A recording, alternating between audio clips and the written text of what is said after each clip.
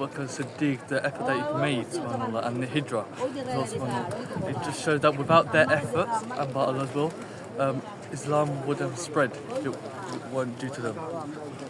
And in terms of Umrah, I'd recommend doing Umrah with the group Safe Travels and Tourism, as like the facilities it's been and the hospitality has been amazing so far.